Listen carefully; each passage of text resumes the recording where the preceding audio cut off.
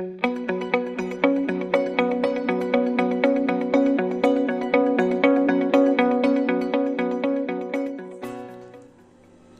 عليكم ورحمة الله تعالى وبركاته. اليوم ان شاء الله غنقدم لكم واحد الطبق تقليدي اصيل اللي هو البسطيله. وهذا الطبق هذا كل واحد هي البسطيله كاين عندها طريقه وحده باش كتصوب، كيبقى التزيين او الدريساج هو على حساب الذوق كل واحد، وكل واحد كيبغي يدير اللمسه ديالو ديال اللمسه ديال التزيين ديالو كيفاش كيتقدم في الاخر. بالنسبه للمقادير كنحتاجوا دجاجه ديال 2 كيلو. قبل ما كنغسلها مزيان كنبيتها في الحامض والملحه، وكنسرسلها الجلده ديالها، ما كنخليهاش الجلده لان الجلده غير زايده ناقصه. كنستعملها نقطعها في الطنجره، هي مقطعه ولكن غنقسمها على 4 في الطنجره. كنحتاجوا انا استعملت دجاجه 2 كيلو، استعملت معاه نص كيلو ديال اللوز وزدت واحد 100 غرام للتزيين، يعني 600 غرام ديال اللوز انا سلقته ونشفته وعاد غادي نقليه في الزيت. وكاين شي واحد اللي كاين بعض الناس اللي كيدهنوه بزويته ويحمروا في الفران. انا بغيت نقليه باش داك الزيت ديالو باش يعلك لي داك الزيت، باش يعلك لي داك اللوز. بالنسبه للبصله يحتاج 8 معلق اولا تعرفوا 8 ديال البصلات كبار، معلقه كبيره او عفوا معلقه صغيره ديال السكينجبير، معلقه صغيره ديال الخرقوم او الكركم، معلقه صغيره ديال القرفه، معلقه صغيره ديال سنيده، ما درتش معلقه كبار لان غير باش يتحلى لي شويش الدجاج، وانما غنستعمل السكر في التزيين. معلقه صغيره ديال الملحه او الملحه تقريبا حسب الذوق، ربيطه ديال المعدنوس والسكر كلاصي للتزيين. وراكم عارفين ان البسطيله ضروري كنحتاجوا معها الورق. المرحله الاولى كنحطوا الدجاجه في الطنجره تقريبا، كنقسمها اصلا غنفرشوها. كنحتاجوا كذلك البصله اللي قطعت،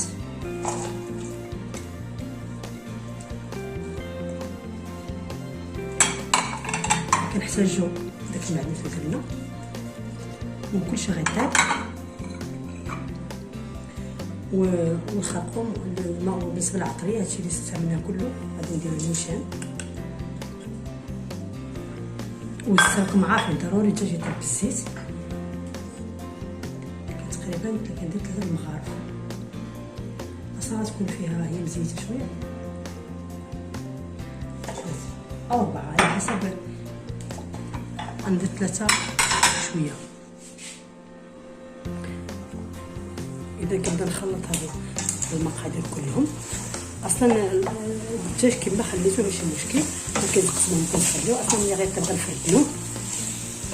بالنسبه كندير لها كشويش الدجاج،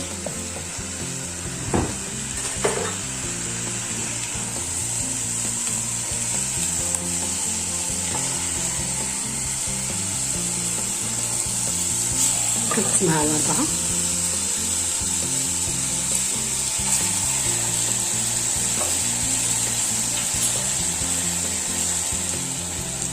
وبالنسبه للمخلط غنحتاجو باش نقليو اللوز. اذا كنشحر حتى شويه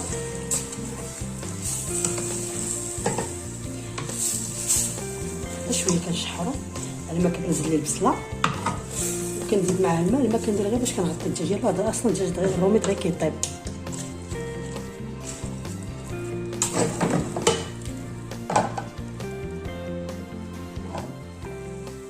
غنغطي الدجاج بالماء اللي غطيته، ما غنسدش عليه كوكوط لان الدجاج غير كيطيب.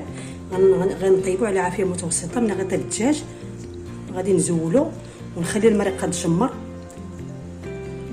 انا غادي نسد عليه دابا ونخلي المرقه تيطيب، وعاد نوريكم كي غندير. نخلي المرقه تجمر، نخلي الدجاج يطيب ونطيب. غنزولوه نطلقوه بعد ما يطيب الدجاج. عندي كيطيب على عافيه مهيله متوسطه. من بعد ملي كنخليه يطيب هنا كنخليه يطيب وانا غندوز نقلي اللوز.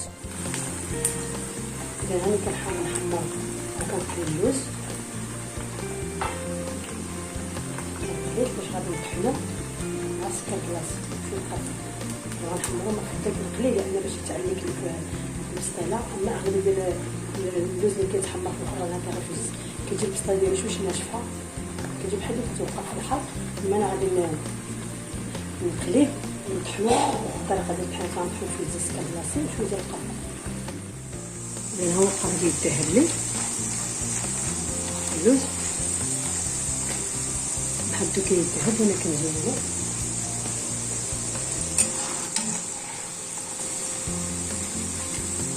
ندير السخطر.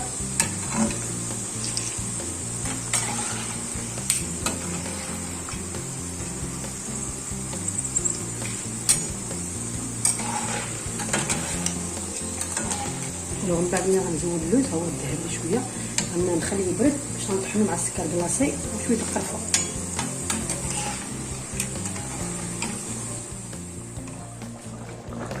من بعد ما طابلي الدجاج غنزولوه باش نفرطنو ولا نقطعو، نخليه حتى يبرد.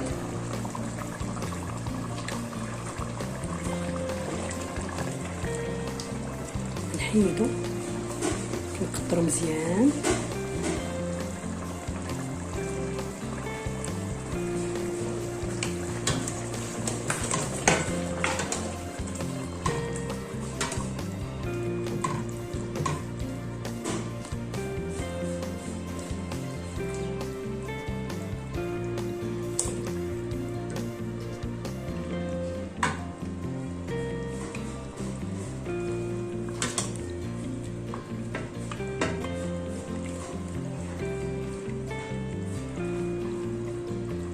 كنزولو كنخليه يبرد شويه باش كنفرتنو اولا نقطعو بالموس، نفرتنو عاد نقطعو باش كيجي داكشي رقيق في البسطيله.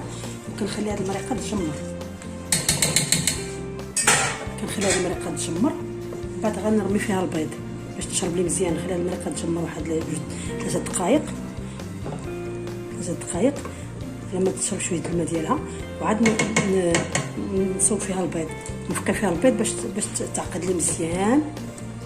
ونتلاقاو ان شاء الله بعد ما نقطع الدجاج. كنفرتنوه وكنقطعوه هكا باش كيجي مرقيق مزيان. كنستمر هكا في التقطاع.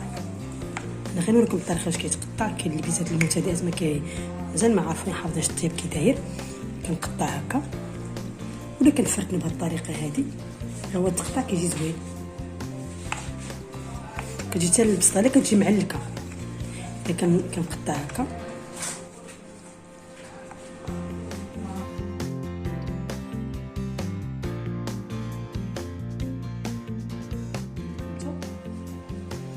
قطعتو طريفات بالسكين. غادي نحطوه جانبا وغادي ندوز نساو نطحن اللوز. الطرف غنطحنو مزيان والطرف غنهرمشو.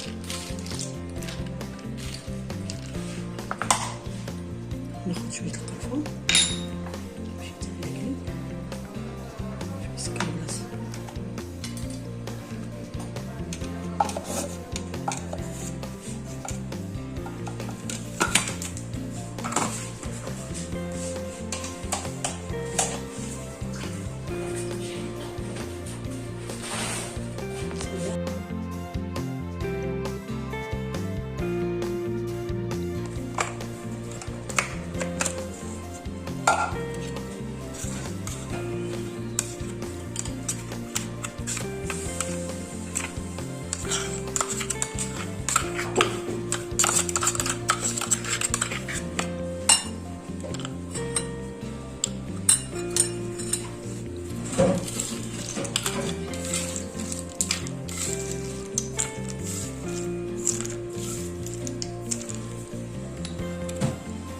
كندير هاد القرفه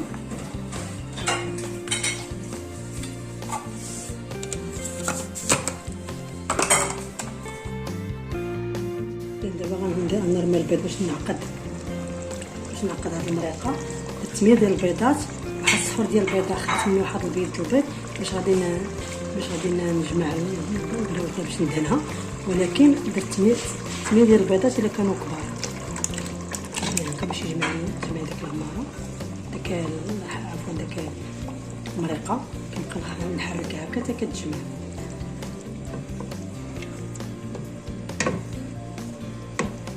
حتى كنشف داك البساله مزيان.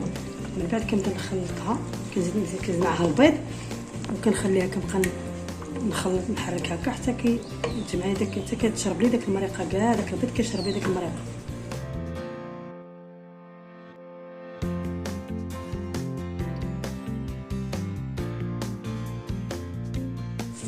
اذا هو كيشرب لي وانا كنزيد شويه ديال القرفه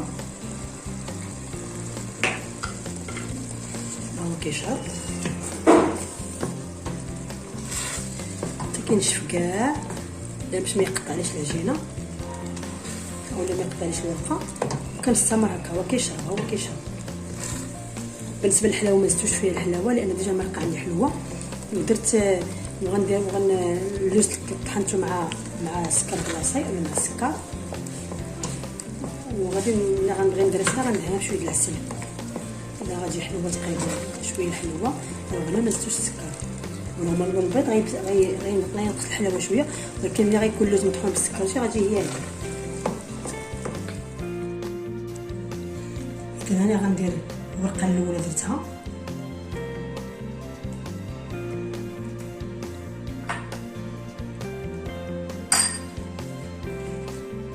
كندهنها بالزبده ونخدم يدي باش نسربي دغيا.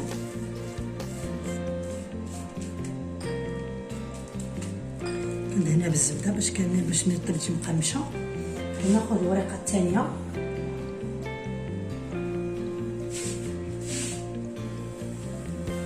بسم الله.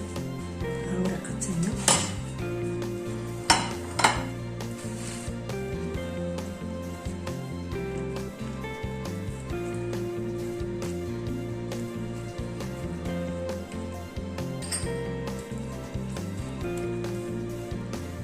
بالنسبه للبيض كندير هكا باش كيتلصق لي بيض البيض.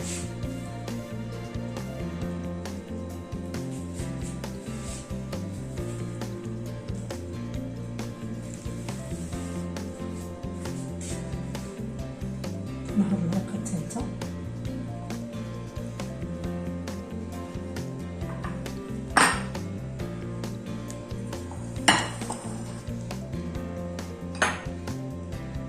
كنسدها من هنا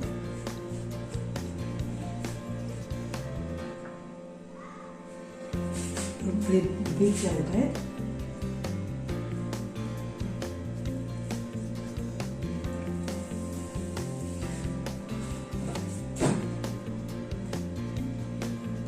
ناخذ الورقه الثالثه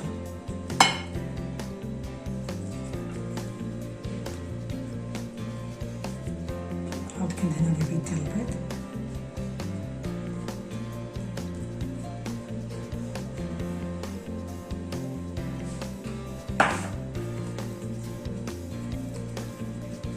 وكناخذ الورقه الرابعه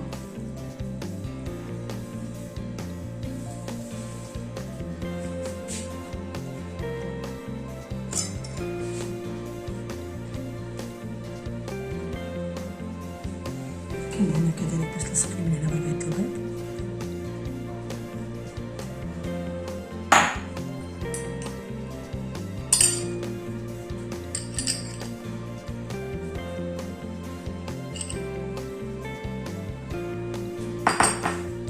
بسم الله. كندير اول العماره الاولى ديال الدجاج. كنحاول نعمر جنيبات لان ملي كناكلو بالجنيبات هما الاولى.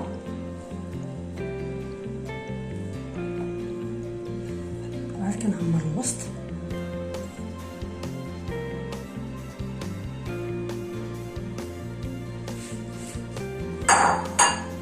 ناخذ شويه د القرفه مع شويه السكر كلاصي.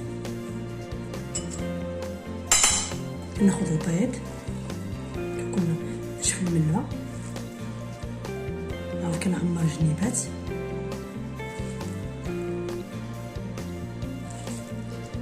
ضروري كنعمر جناب باش كتجي عامره باش ملي كناكلو اول ما كنبداو كنبداو بالجناب.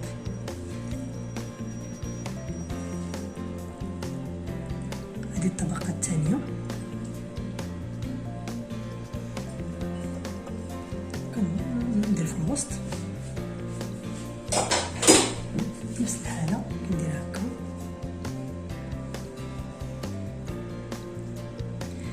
كناخذ دائما الجناب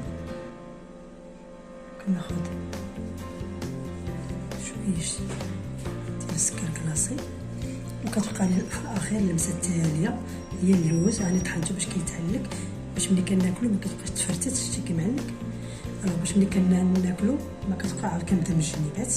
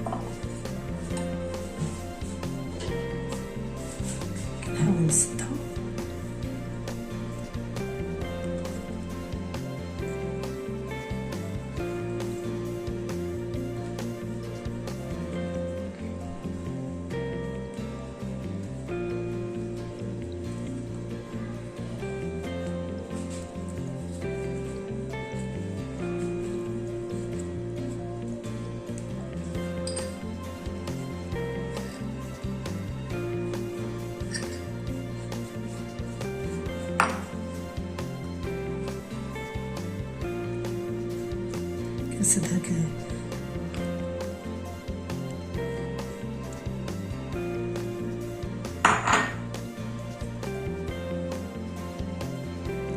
دابا كنبدا نطبخها. كندير الورقه في الوسط،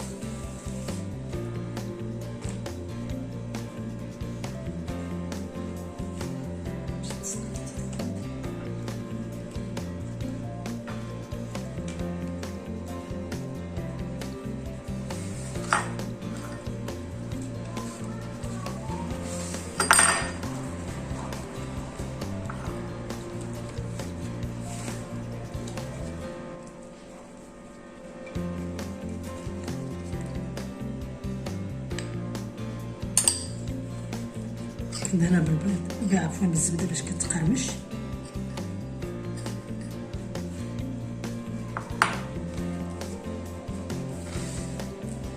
هي راه كتسد ملي كتلمط كتسد. كناخذ ورقه مولده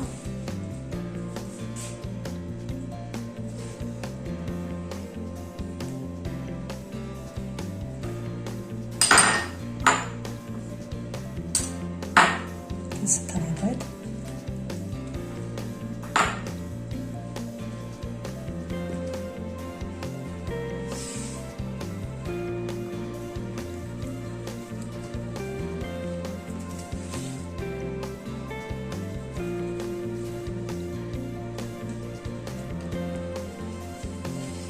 كتسد ملي كنجمعها بالبيض كتسد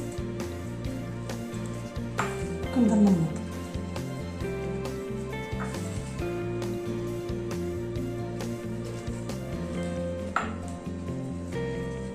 ملي كنلمطها كندير عاوتاني الزبده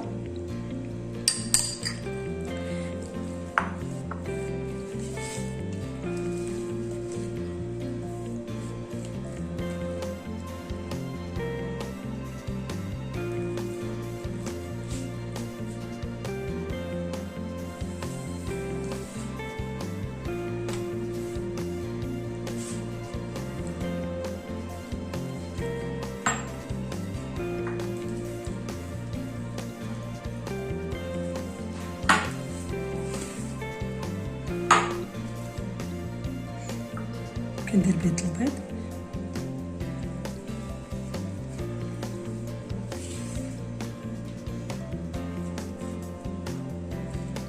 دابا غنرضها طيب على عافيه. غنديرو نشعلو من الفوق ومن التحت، اصلا فيها كلشي طايب.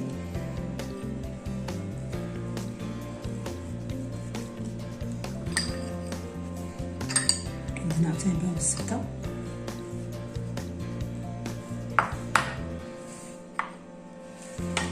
نحاول نسدها بالبيض.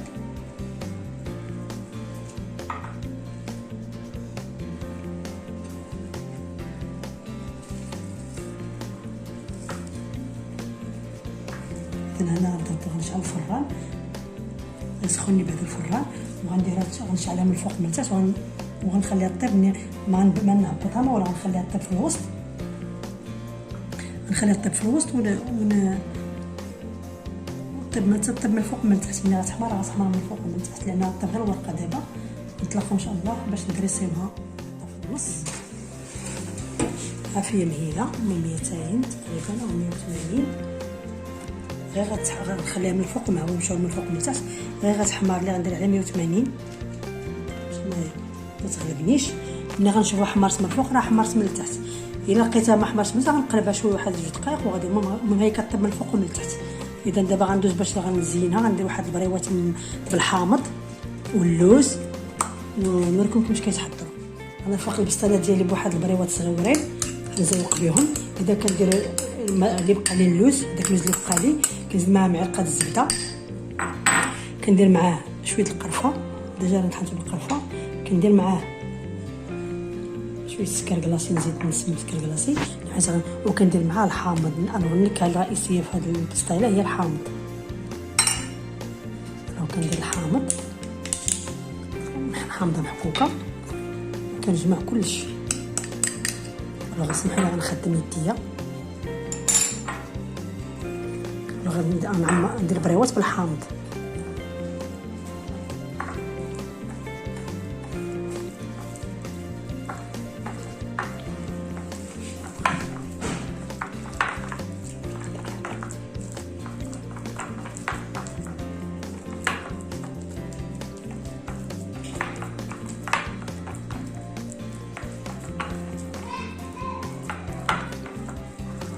اذا هنا جمعت الخليط ديالي.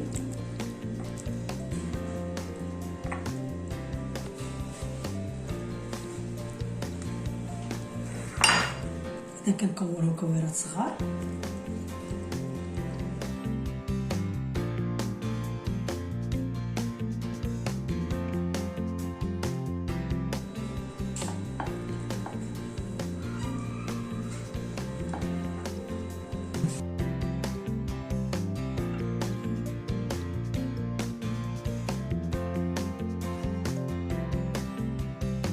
نسكن هكا.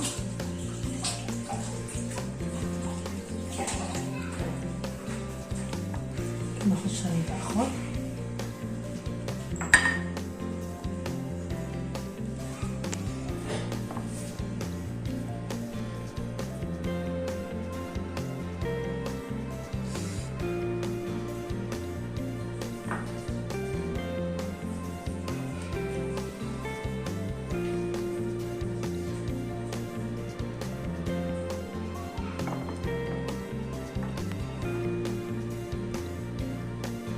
المعجون الثالثة.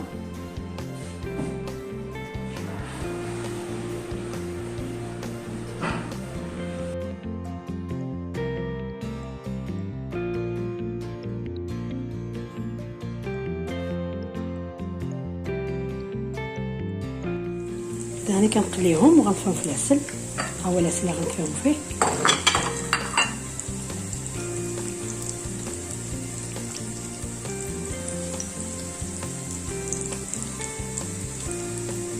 غيدابو غنديرهم.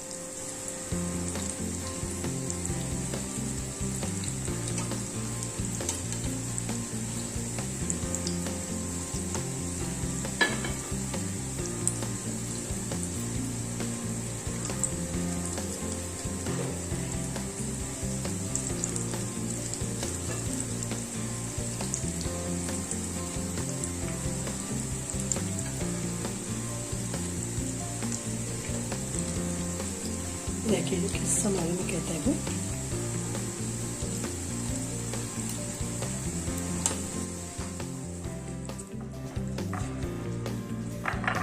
الوغ كنفندهم ولا كنطفيهم في العسل وكنستمر حتى كنكمل البروات كلهم. ما قطرتوش لانهم ما شاربش العسل بزاف، عندي العسل قاصحه شويه. كنستمر هكا.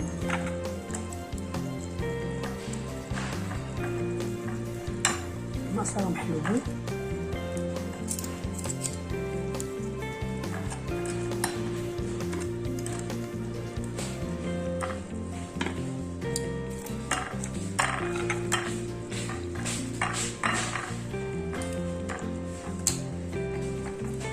إذا كان استمرت كنكملهم.